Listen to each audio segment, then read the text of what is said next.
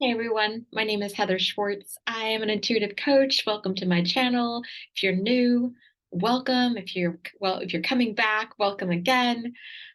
In today's video, let's take a moment and talk about what you can do when you're having a hard time. Maybe you've got a subject that drives you a little crazy that you might obsess about.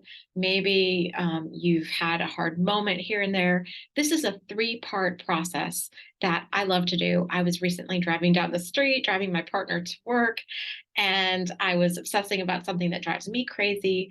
And then I tried this process and it really works. So here are the three steps. The first is to acknowledge that you are obsessing. And when you begin to acknowledge this, you identify the observer in you that quite mindfully is noticing that there's this part of you that is obsessing or worrying or upset. And all of that is okay.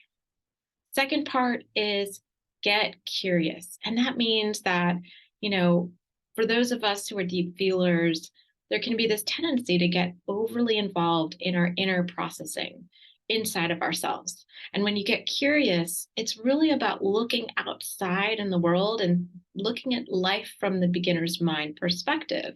So that can mean noticing a building that you haven't noticed before, or noticing something, just being curious about how traffic is, or being curious about your thoughts and how long or short they are.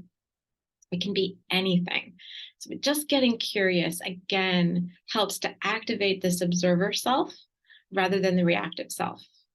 And it also helps to it's kind of a bridge between the upset self and the peaceful self when you're curious, because you're activating the creative part of your mind, the hopeful part, without going overboard. You're not trying to force yourself into joy when you're feeling upset, which is kind of like leaping over feelings that you're having.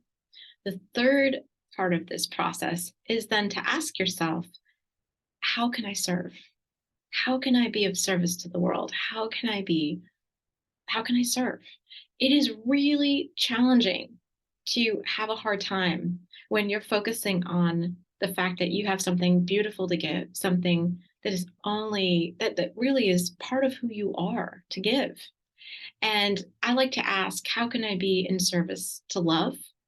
And that helps remind me that I am love, that we all are love, and that I have something useful to give, just as you have something useful to give.